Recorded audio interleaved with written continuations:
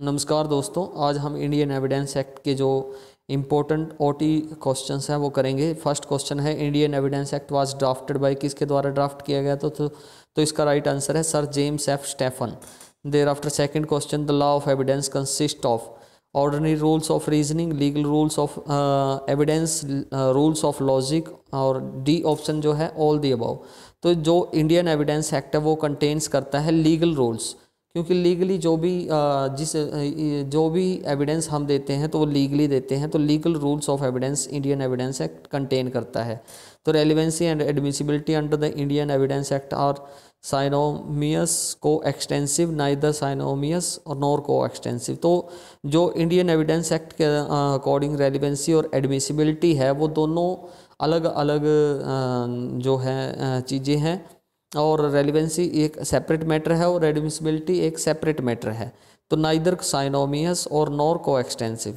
Right answer से question number 4, self regarding statement can be self serving statement, can be self harming statement, can be self serving और self harming. तो इसका right answer है जो self regarding statement होती है वो can be self serving भी हो सकती है और सेल्फ हार्मिंग भी हो सकती है। सी इसका राइट आंसर है। What is the correct as regards the admissibility of self regarding statement? Self harming statement is admissible but a self serving statement is not generally admissible. इसका right answer है A. और thereafter हमारे पास question है, under the law of evidence as a general rule opinion on a matter of fact is relevant but not on a matter of law. Opinion on matter of law is relevant but not on a matter of fact. Opinion on a matter of fact and law both are relevant. Opinion whether of law is irrelevant. As a general rule जो opinion होता है whether on a matter of law, matter of fact है या law है, तो वो irrelevant माना जाएगा। Indian evidence act applies to proceeding before tribunals, proceeding before arbitrator, judicial proceeding. तो इंडियन एविडेंस एक्ट जो है जुडिशियल प्रोसीडिंग पे अप्लाई होता है। Law of evidence is lex fori. Lex fori मतलब law of action.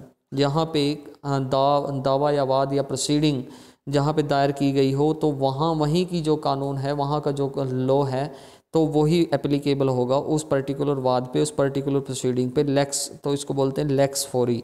Law of evidence is substantive law, adjective law. तो law of evidence जो है सब्सटेंटिव लॉ नहीं है, या it is an adjective law. तो राइट आंसर इज बी, क्योंकि ये प्रोसीजर प्रोवाइड करता है। Facts can be physical, psychological, physical as well psychological, only physical fact not psychological. तो फैक्ट्स जो हैं physical as well as psychological दोनों तरह के हो सकते हैं। जब कोई वस्तु कहीं पे स्थित, जैसे एक कुर्सी लगी हुई, तो that is a physical fact. और एक व्यक्ति ने जैसे mental condition, whether he committed a particular crime with some intention, bad intention और गुड इन गुड फेथ, तो that is a psychological fact. Under the evidence act, fact means factum probandum, fact means factum probandum, factum probans, both factum probandum and factum probans. तो इसका right answer है B, factum probans.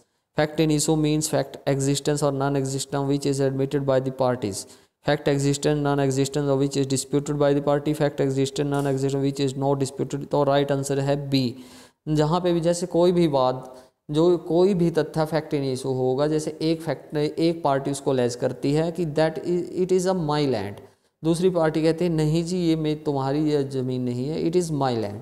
तो then वहाँ पे वाद का issue, fact in issue बन जाता है कि यह ज़मीन किससे संबंधित है। तो वो जो है जब दोनों पार्टियाँ एक एग्जिस्ट करती है, एक दूसरे को उसको डिनाई करती है राइट को, तो वहाँ पे फैक्ट इन इशू राइज हो सकता है।